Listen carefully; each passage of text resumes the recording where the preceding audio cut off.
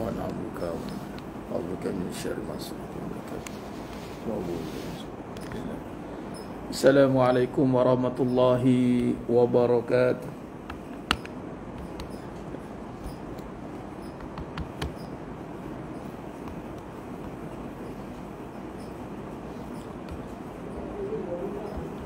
Subhanallah, subhanallah.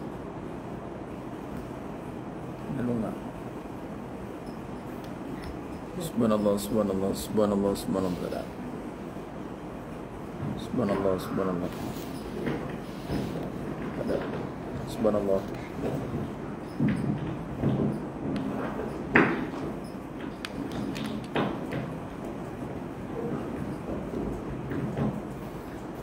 Assalamualaikum warahmatullahi wabarakatuh. Bismillahirrahmanirrahim. Innal hamdalillah nahmaduhu wa nasta'inuhu wa nastaghfiruh wa na'udzu billahi min shururi anfusina wa min sayyiati a'malina. May yahdihillahu fala mudilla lahu wa may yudlil fala hadiya lahu. Ashhadu an la ilaha illallah wahdahu la syarika lahu wa ashhadu anna Muhammadan 'abduhu wa rasuluh. Allahumma salli ala sayyidina Muhammad wa ala ali sayyidina Muhammad. Rabbi yassir wa la tu'assir, Rabbi tammim bil khair. Rabbi shrah li sadri wa yassir li amri wahlul 'uqdatam min lisani yafqahu qawli. Allahumma iftah alaina hikmataka wa anshur alaina min khazaini rahmatika ya arhamar rahimin. Wallahu allazi la ilaha illa huwa alimul ghaibi wasyahada huwa ar-rahmanur rahim. Wallahu allazi la ilaha illa huwal malikul quddus al-malikul quddus salamul mu'minul muhaiminul azizul jabbarul mutakabbir. Subhanallahi amma yushrikun. Huwallahul khaliqul bari'ul musawwir lahul asmaul husna. Yusabbihu lahu ma fis samawati wal ardh wa huwal azizul hakim. Wala hawla wala quwwata illa billahil aliyyil azim. Wala manja minallah illa ilaih. Amma ba'd. Ayyuhal mu'minun ittaqullah. Usikum wa iyaya bittaqwallah faqad fazal muttaqun. Sidang jemaah yang dimuliakan Allah Subhanahu wa taala, mudah-mudahan kita semua tergolong dalam golongan hamba-hamba yang benar-benar bersyukur. Amin ya rabbal alamin. Alhamdulillah, syukur pada Allah SWT pada petang yang berbahagia ini dapat lagi kita bersama-sama berkumpul dalam majlis zikrullah. Ini majlis ilmu yang mana menjadi radah min radhi jannah, taman-taman syurga. Bersyukurlah kita apabila Allah sibukkan kita dengan untuk menuntut ilmu, talabil ilm, kerana itu adalah amalan yang utama. Keutamaan kita dalam beramal itu adalah menuntut ilmu, terutamanya ilmu yang meluruskan kefahaman kita, yakni berkenaan dengan akidah, kefahaman. Adapun perbincangan tentang hakikat kehidupan ini adalah merujuk kepada meluruskan kefahaman kita, bersandarkan pada tauhid dan tasawuf.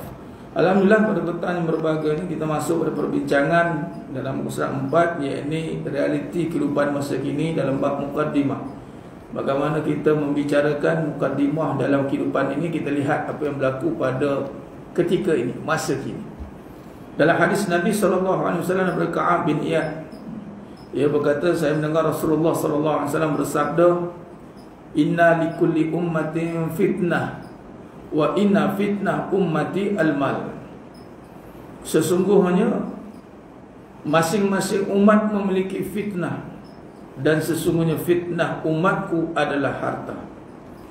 Bila rujuk kepada fitnah ni jemaah sekalian, kita melihat maksud kepada perbahasan kehidupan itu, yang mana kalau kita lihat doa yang Nabi anjurkan kita baca sebelum bagi salam, solat tahiyat akhir, sebelum kita bagi salam, kita baca doa minta jauh. Waktu itu mustajab doa time sujud akhir dan juga salam sebelum bagi salam terakhir. Maka kita pun berdoa minta jauh azabi jahannam wa azabil qabr wa fitnatil mahya, fitnah kehidupan wal mamat, dan kematian. Wa fitnah al-masih dajjal, dan fitnah dajjal. Bila sebut fitnah-fitnah ni apa?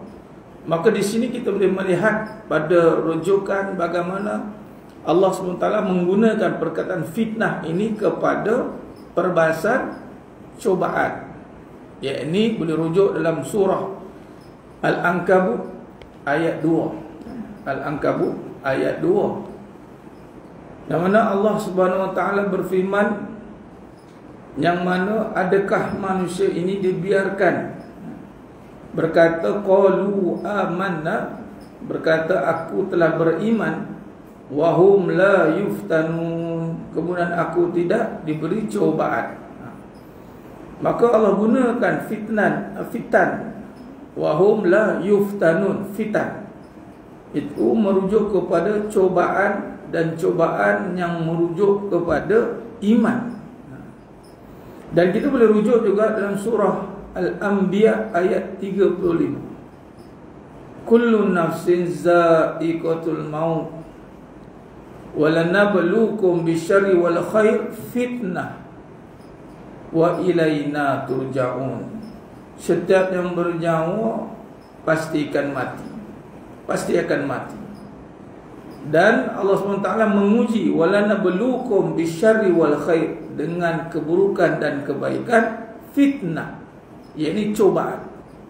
Wa ilaina turja'un, kepada Allah juga kita kembali.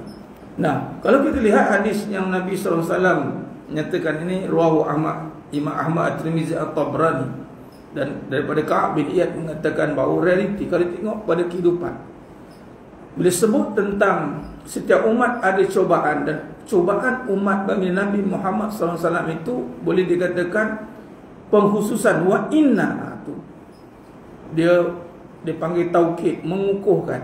Dan sesungguhnya, wa inna fitnah ummati, cobaan untuk umatku, al-mal, adalah harta. Nah, disebut tentang cobaan harta, dan ia satu bukan perkara yang kita boleh terus kata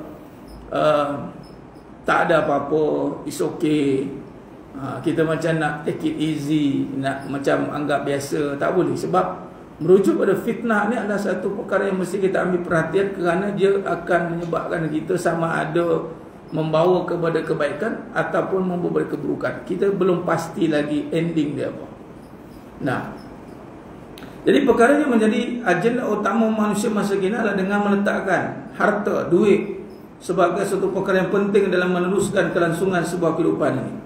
Bila tengok realiti hari ini, kata-kata kalau tengok zaman kita lah, zaman umat Nabi Muhammad SAW, daripada zaman Nabi berhijrah, Nabi dapat wahyu sehinggalah sekarang ini, kalau kita lihat memang harta ni menjadi perbahasan utama dalam hidup. Terutama kalau kita lihat contoh sirah Nabi SAW dalam perang Uhud, lepas perang Badar. Allah uji kekalahan tentera Islam dalam perang Uhud disebabkan apa, iman sekalian? Harta. Tu kata Nabi tu, Nabi dah kata daripada apa, pasukan pemanah daripada Jabal Ruman, Bukit Ruman itu, bukit pemanah, jangan turun walau apa pun yang terjadi. Nabi dah bagi peringatan.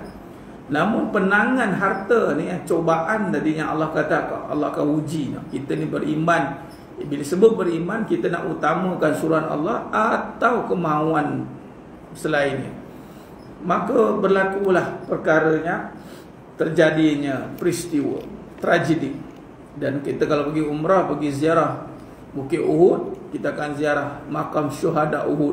Maka disitulah terkorbannya 70 syuhada, dan disitulah terkorbannya pakcik Nabi, iaitu Sayyidina Hamzah radhiyallahu an, yang digelar sebagai Sayyidus Syuhada, penghulu bagi segala syuhada. Diratah, dirobek dada ni, dikunyah jantungnya. Allah, ini gara-gara apa ni mas sekalian? Harta. Dan tanpa kita menilai kembali akan matlamat sebenar ke sebuah kehidupan, kita tidak menilai kehidupan ni matlamatnya apa. Tanpa kita menilai, akhirnya matlamat adalah dengan untuk mengadakan harta. Ni akhir zaman ni. Dan fitnah umat di akhir zaman, terutama umat Nabi Muhammad SAW, kena tak nombor satu, harta tu nombor satu. Lepas tu kita letak dalam mukadimah perbincangan ni, yang akan juga dalam perbincangan yang menyebabkan terhalangnya kita daripada mengenal Allah. Mencari jalan pintas dengan menyediakan terlebih dahulu keperluan kewangan, yakni duit, yang disangkakan akan menjadi sebagai penyebab untuk mendapatkan perkara-perkara yang lain dalam kehidupan ini. Jadi kefahaman yang mana meletakkan apa-apa pun, ya duit dulu, tak apa, duit dulu, tak salah pun sebenarnya. Walhal definisi harta itu sepatutnya kita kena letakkan ke depan, yakni fitnah. Kalau tanya apa itu harta, jawab dengan definisi yang Nabi kata, harta itu fitnah. Jadi bila fitnah, kita kena kenal pasti kenapa dikatakan fitnah patutnya. Bukan terus-terus kita kena ada duit dulu, kena kebaikan ni, kalau tak ada duit tak jadi juga. Kita tak boleh kata satu tamsilan terus kata bagi contoh yang menyebelahi duit, seakan menyebelahi duit lah. Tak boleh. Olehnya demikian, tanpa kita sedari, seluruh aspek kehidupan kita ini akan terikat dengan mengutamakan perkara yang membolehkan mendapat hasil, yang duit terlebih dahulu. Seringkali kita mendengar kalimat-kalimat yang menyatakan bahawa buat apa pun pastikan kita ini dapat hasil. Apa duit, pelbagai kalimat-kalimat lagi yang meletakkan kekuasaan kepada duit itu di dalam institusi kehidupan kita. Nah, jadi tanpa kita sedari, apa pun perbahasan yang majoriti perbahasan kehidupan ni akan apa pun duit. Sampai ada lagu duit-duit, di mana kau duit? Sampai buat lagu duit. Sampai macam-macam lah perkara yang cuba ditunjukkan betapa pentingnya duit. Sebagai contoh, duit bukan segala-galanya, tapi segala-galanya perlukan duit. Duit tak boleh bawa mati, tapi kalau tak ada duit macam nak mati. Macam-macam lah. Okey. Berbalik kepada istilah kebenaran terhadap dunia ini, telah dinyatakan bahawa dunia ini hanyalah permainan yang tidak terlepas pula akan seisinya turut diistilahkan sebagai permainan. Nah, kalau pergi kepada kebenaran dalam kita pembahasan yang awalan, kita tengok pengenalan itu, dan ke depan ni kita akan bincang atau perinci nanti dunia dan seisinya. Tapi kita lihat secara awalan, permulaan, yakni dunia ini bersifat permainan dan tidak terlepas jua seisinya. Yakni dunia itu permainan, harta itu dunia lah. Maka harta pun permainan. Justru meletakkan kepentingan terhadap duit, wang, yakni duit atau wang itu adalah tidak bertepatan. Yakni maksudnya meletakkan kepentingan. Macam mana nak letak benda yang penting walhal sifatnya permainan. Di sini kita kena luruskan kefahaman. Maksudnya dalam keadaan realiti, mula Nabi dah kata dah, umatku akan dicuba dengan harta. Dan tanpa kita sedar, realita hari ini memang harta lah segala-galanya. Dan tanpa kita sedar lagi, harta ni menjadi kepentingan. Dia buat benda tu penting. Baik, bila kita rujuk balik kepada perbahasan hakikat kehidupan, tengok pada dunia. Dunia ni Allah kata laibun walahun, permainan dan sendegura. Baik, kalau dunia tu seisinya itu adalah permainan dan sendegura, maka segala yang berkaitan dengannya, terutama harta, juga permainan dan sendegura. Jadi tidak tepat sekiranya meletakkan kepentingan terhadap duit adalah tidak bertepatan dengan realiti kebenaran dunia itu sendiri. Makna kata kalau kita nak letakkan duit ni sebagai perbahasan yang mesti kena ada penting, kalau tak ada duit susah, maka ia je bersalahan dengan takrif kebenaran. Okay. Dan juga apabila kalau kita lihat Nabi SAW bersabda seterusnya, laisal ghina an kasratil arad walakinnal ghina ghinan nafs. Daripada Abu Hurairah radhiyallahu anhu, ia berkata Rasulullah SAW bersabda, kekayaan bukan dinilai dari banyaknya harta, akan tetapi kekayaan itu adalah kekayaan jiwa. Rawahu Ibnu Majah dan ianya sahih.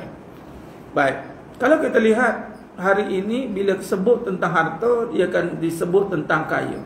Harta saja kaya, ataupun sebut kaya saja orang ingat harta. Walhal Nabi kata definisi kaya bukan pada harta, yakni Nabi sabda laisal ghina, kekayaan bukan dinilai dengan banyaknya harta. Laisal ghina, tidaklah kekayaan bukan dinilai dengan banyaknya harta. Walakinnal ghina, akan tetapi kekayaan itu adalah dengan kekayaan jiwa, yakni dengan hati. Jadi bagaimana sesuatunya diumpamakan sebagai permainan, maka ia tidak boleh diberikan keutamaan permainan. Kita pergi pada ta'rif. Barang permainan tidak boleh diletakkan sebagai suatu perkara yang penting, malah jauh sekali berkuasa. Adakah kita sering dikabarkan akan berita bahawa dipermainkan oleh duit digunakan sebagai alat menipu manusia, tertipu dengan permainan duit, dan berbagai lagi kenyataan yang kita terima akan ramainya manusia ditipu dengan istilah duit itu sendiri. Makna kata manusia hari ini terjebak dengan pelbagai isu harta di duit ni, sebenarnya memang sifat duit itu sendiri. Nabi dah bagi peringatan dan kita sebagai orang beriman sepatutnya ambil perhatian, dan kita perlu berhati-hati dalam mengemudi kehidupan, terutama berhadapan dengan harta.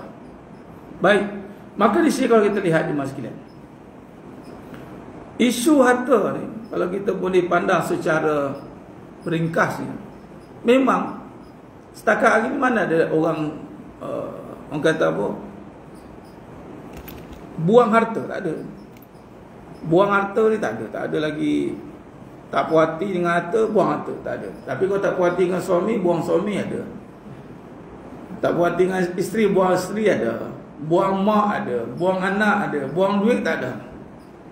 Aku tak puas hati bergaduh dengan duit, campak duit, tak ada. Nampak? Dan kalau kita lihat isu-isu berbangkit dalam perhubungan rumah tangga, anak beranak, adik beradik, semuanya boleh kata majoriti. Tengoklah, ini kita boleh buat secara kajian. Mesti ada sangkut paut dengan harta, mesti.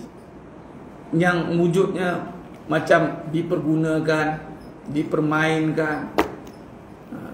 Sebagai contoh, dalam isu seorang isteri, isteri bekerja dengan niat nak tolong suami, murni niat, tapi akhirnya dia ada dua keadaan. Akhirnya kita tengok dari sisi isteri dulu, rupanya dia suami duk faham dah, oh isteri aku nak orang kata apa, nak tolong. Tapi ada satu nasihat katanya, kita ni jangan transparent sangat dengan suami, kena tipu sikit, kena sorok sikit duit itu. Ada pula pun nasihat buat kerja gitu. Dia kata apa, senang apa-apa kalau bercerai senang, ada duit sendiri. Nak tipu lah tu, kata tolong tapi mempunyai reserve separuh, dia diam, tipu lah. Padahal isteri itu masa dia untuk suami tu. Suami bagi masa untuk keluar 8 jam, tapi isteri dia kata apa-apa senang, anak niat, tapi tadi kata nak tolong. Contoh, ni satu sisi pula. Akhirnya suami ditipu lah. Satu sisi pula isteri ditipu suami pula, dipergunakan pula. Dipergunakan pula isteri itu untuk menyelesaikan apa saja yang suami kerjakan. Akhirnya suami lepas tangan. Sekali memang biru lah rumah tangga tu. Bila letak saja harta depan, habis. Malah lebih parah kalau dilihat rumah tangganya asalnya ya terbina bukan sebab harta pun, terbina sebab Allah berikan sifat kasih sayang antara lelaki dan wanita itu, kemudian berjadilah di suami isteri, tak ada apa pun. Tapi kerana permainan dunia ini, akhirnya di mana janji awak? Dia mula melihat kebahagiaan itu dengan mesti berubah. Takkan macam ini je rumah kita, takkan hidup macam ini je. Dia mula buat satu perbandingan. Dah suami pula, apa awak boleh bagi kat saya? Asal aku yang menanggung kamu. Dah pula zaman sekarang, zaman tak boleh seorang je kena, dua-dua kena. Dah macam-macam isu lah timbul. Dipendekkan bahawasanya boleh kata majoriti lah, mesti ada kaitan dengan harta. Tak adalah bergaduh yang tak ada kaitan dengan harta, mesti. Baik. Kenapa? Kerana harta itu sifatnya memang sifatnya mengundang penipuan, mengundang ketidakpuasan. Ni kalau statement ni, Saya gunakan dalam perkataan kita mengaji ni, alhamdulillah lah kita boleh baca, kita tengok flow dah. Bagi orang tak mengaji, dia tengok dengar sebagai contoh. Saya kata begini, baik, kita dah tengok dengan hadis Nabi kata, kemudian kita tengok perbahasan, lalu kita buat satu kenyataan, harta ni berbahaya lah kalau ikutkan. Dia kan benda yang selamat sebenarnya, melainkan dia tahu cara guna. Tapi kebanyakan bila kita sebut harta ni bahaya, apabila ada pada, katalah ada pada wanita, saya tulis itu lagi, marah orang. Mana boleh suami tak kakak duit, suami tak guna, suami ni keluar pula rumah tangga, dia jela itu lagi. Macam-macam isu keluar. Dan malah harta ini bahayanya boleh mengubah sikap seseorang itu menjadi ego, sombong. Dan ini ada dalam nas Al-Quran, Al-Hadid ayat 20, Allah kata bermegah-megah. Tapi kalau kita lihat kajian, bila sebut dengan ilmu, memang tak ada masalah kenyataan ini. Sebab harta, bila sebut perbahasan yang berbahaya, maka memang berbahaya. Itu kalau ustaz kita infak, sedekah, apa yang bahayanya? Bahaya juga kalau kita nak riak. Amalan pun bahaya juga. Maksud kata ada peluang untuk rosak dan merosakkan, ada. Maka bila ada chances peluang begitu, maka kita lebih baik meletakkan kepada peringatan. Dan bukan barang yang perlu kita gembar-gemburkan dengan keadaan sukaria. Hari ini harta telah diterjemahkan dalam keadaan kemestian, kepentingan, malah kewajipan, keseronokan. Di mana perbincangan fitnahnya? Tak ada pun. Sepatutnya ini kena tak depan dulu, kemudian hang nak pegang harta silakan. Tapi ingat, harta ni fitnah, jangan sampai terfitnah. Patutnya harta ni berbahaya, jangan sampai terluka, jangan sampai kecewa, bahaya. Harta ini sifatnya adalah sifat binasa, jangan sampai membinasakan. Dulu tak ada duit, boleh cakap elok. Ada duit, mula mengungkit. Macam-macam hal. Walaupun semua ni akan jadi isunya adalah kerana dia kurang iman, kurang kefahaman. Memang, tapi pencetus dia ataupun penyebab dia akan cepat keluar tindak balas buruk tu bila ada. Dia panggil pemangkin. Kira pemangkin ni penggalak. Penggalak bagi seseorang itu untuk berubah sikap dia adalah dengan harta. Kalau dia berjaya bina hidup dia, barulah orang kata apa, perbetulkan. Kalau tidak, habislah.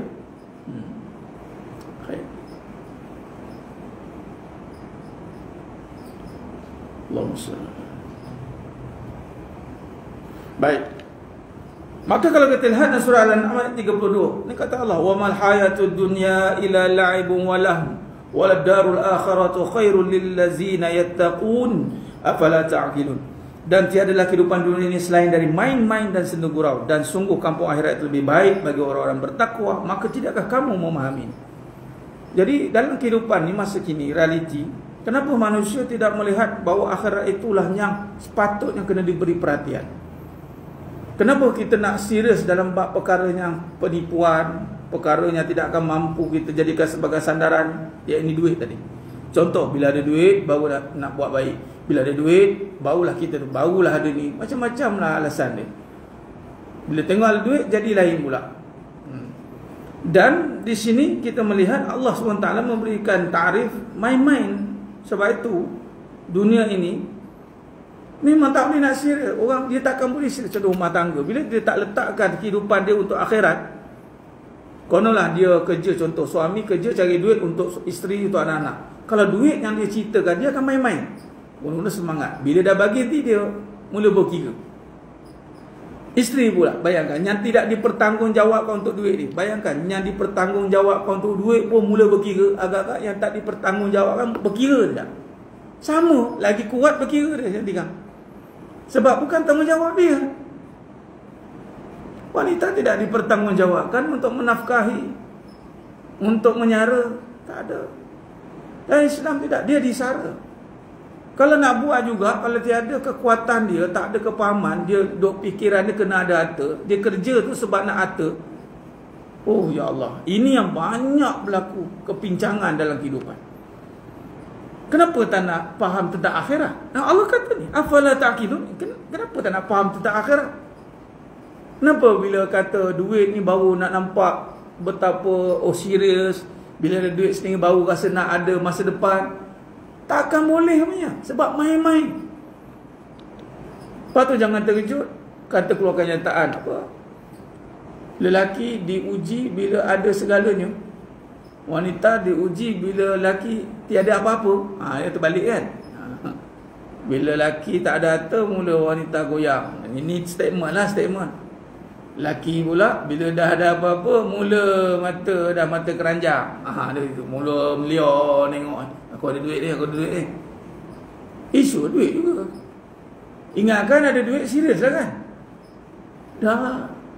Saya ulang, banyak beli benda yang main-main. Kalau dia letakkan duit je ke depan, dia kalau nak serius pun dengan duit, akhirnya dia stres. Tapi kalau kita serius dengan, contoh, kita letakkan pahala, serius dengan untuk ilmu, serius nak faham, dia akan jadi orang bijak. Macam tadi saya ceramah di aerospace, di tempat buat kapal terbang dekat Sungai Buloh. Dulu tempat peluru. First time tu kat tepi jalan kat Sungai Buloh tu kan ada aerospace tu. Turun daripada nak simpang, nak pergi komuter ke kanan, dia ke kiri, turun sikit jumpa kilang gula, tempat kilang gula kilang gelas dulu tu, berdepan dengan tu. Kat situ kat 30 tahun lebih dah. Dia kata, ustaz penyampaian ni kira payah nak faham. Saya cakap bukan payah nak faham, malas nak faham juga. Sebab kita ambil mudah agama ni, kita tak serius pun. Bab harta kita orang keruk-keruk tak faham, berfikir kita, bagi komitmen serius. Tapi nak kenal pasti kehidupan, sambil lewa je. Patutnya kita fokus serius lah, hidup ni apa sebenarnya. Teliti lah. Ni Allah kata afala ta'qilun. Kau tak fikir ke? Kenapa tak nak berfikir? Asal kita ngap, asal harta dia serius. Patutnya kita kena mendalami macam ni. Kita berfikir, iyalah, kita buat kepuasan, lebih kepuasan, tamsilan demi tamsilan, sampai kita, Allah bagi kita kekuatan hati. Bila kita berbincang macam ni, apa kesan dia? Kesan dia, perlahan nanti Allah akan cabut segala perkara-perkara yang merosakkan hati kita. Apa dunia?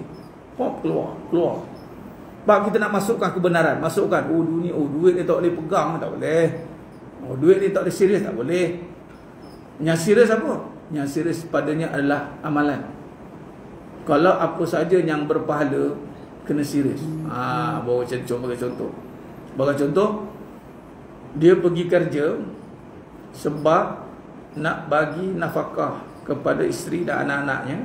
Maka itu urusan pahala, bukan urusan harta. Maka jika begitu, pertama dia kena serius, tak boleh main-main kerjanya. Yang kedua, dia tidak boleh berkira-kira dalam menguruskan hartanya, kerana dia sedang berhadapan dengan perkara yang menjamin masa depannya di akhirat sana. Masakan benda yang menjamin dia berkira-kira, bagi anak isteri nafkah, bagi belanja makan, minum semua. Tak adanya isu perkataan, awak tahu tak saya ni yang, awak tahu tak? Takkan. Lepas tu sampai tahap kadang dia mula penat, dia mula give up, dia mula bersoal. Ada satu kenyataan tu, dia bila kita ngaji kehidupan, kita kena alert dengan stigma tu, perkataan-perkataan yang ada dalam masyarakat. Kita ambil alert. Memang kita buat note, kita buat catatan, dan kita kaji. Bagi contoh, satu kenyataan dia kata, orang lelaki, kenapa sekarang lelaki je yang kena sara semua? Rasa tak adil. Bayang, lelaki sekarang fikir itu. Tak semualah, tapi macam semua je. Rasa macam, asal aku pula nak sara kau? Dia timbul perkiraan macam itu. Sebab apa jadi macam itu? Sebab ada juga unsur pemikiran, kenapa pula kita kena bergantung dengan suami? Aku ada kerukan, aku ada ini, tak kau nak gantung dengan kau. Nampak? Wujud pemikiran-pemikiran akhirnya saling bertembung. Akhirnya nafsi-nafsi. Tak ada kesepaduan, kesatuan tu tak ada. Akhirnya tak adalah membina rumah tangga mengikut kepada syarak sebenarnya. Kalau dah masing-masing buat masing-masing. Nak bayar kereta saja dah hati, kau ada duit, aku nak bayar. Suami pula, kau bayarlah juga. Dah tak ikut syarat. Kadang kita buat macam tu pula kerana nak jaga air muka, nak jaga trend, lebih nak jaga oksigen. Takkanlah belajar tinggi-tinggi orang perempuan ke dapur, nak jaga air muka. Takkanlah orang perempuan belajar tinggi-tinggi dukung anak.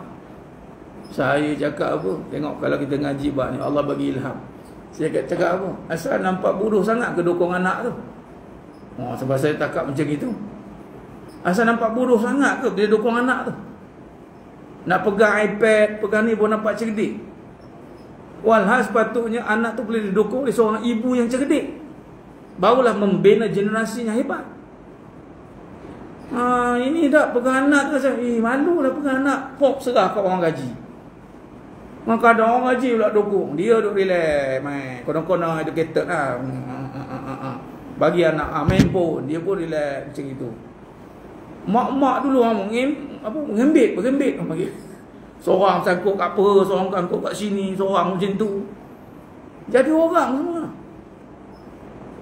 Ini mentaliti akhir zaman. Akhirnya tak fikir, walau itu kerja akhirat, itu kerja mulia seorang ibu. Kerana dia sedang mendidik, membina pemimpin tu. Dan seorang suami patut berbangga sara seorang isteri, anak dia yang dia akan datang memberi kesan kepada masa depan. Patutnya aku dia tengok bukan buat apa sebab serat kemah-kemah macam ni. Kadang-kadang suami pun ni semua duit ni isu. Berkira tak fikir akhirat. Ni realiti Mas Islam. Tengoklah, tanyalah. Kadang-kadang sampai tak, kadang nak beranak pun takut duit dia besar. Hati-hati jangan sampai duit menentukan rezeki. Anak tu tak cukup rezeki, bercatu anak tu. Tak boleh. Boleh jatuh syirik. Kalau sakit tak apa. Penyakit haruslah dia merancang. Ni merancang tu apa? Satu kepala 500. Kalau 2 orang dah 1,000. Banyak pakai duit. Ni ada satu, ni pun satu orang temu buat ni semua Gen Y orang baru-baru ni. Dia kata dah kahwin ni nak ada anak tak? Saya tengok rancangan tapi saya tak detail dengar. Saya hospital lalu. Dia kata hampir semua jenis interview semua tak nak anak. Bayangkan sampai interviewer orang interview tu kata menyesal mak kau lahirkan kau. Bayangkan. Allah Akbar. Baik, jadi sebenarnya Allah Ta'ala. Jadi kesimpulan kita berhenti kat sini surat 5 ni. Dunia dan sisi terlepas jauh daripada istilah hanya sebuah permainan dan tipu daya. Jika tidak dipersiapkan diri kita, maka perkara yang akan terjadi kepada kita adalah kita akan dipermainkan dan tertipu akan dunia ini. Maka adalah untuk memahami keadaan dunia ini, kita juga turut perlu melihat kembali perkara-perkara yang menjadi alat kepada dunia ini. Kata kunci di bawah ni, kita kena kenal takrif sebenar supaya kita tidak dipermainkan, tidak ditipu, tidak tertipu. Tu ayat dia. Nah, insya-Allah. Baik, kita akan sambung pada surat ke-6 dan seterusnya insya-Allah pada siri yang akan datang. Mudah-mudahan perbincangan kita ni mampu meluruskan kembali kefahaman, memantapkan kefahaman dan seterusnya menambah keyakinan dan seterusnya akan terbina amalan yang benar insya-Allah. Mohon ampun maaf daripada saya atas kekurangan, terkasar kata itu kurang bicara dalam penyampaian. Hanya Allah Ta'ala sajalah yang mampu menterjemahkan kesempurnaan dalam perbahasan ini. Aku qouli hadza wa sallallahu alaihi wa lakum wa bila taufiq wal hidayah. Assalamualaikum warahmatullahi wabarakatuh. Kita tangguh dengan tasbih kafarah dan suratul As. Subhanakallahumma bihamdika asyhadu an la ilaha illa anta astaghfiruka wa atubu ilaik. Innal insana lafi khusr illa alladhina amanu wa tawassaw bil haqq wa tawassaw bis sabr. Wallahu a'lam bis-shawab.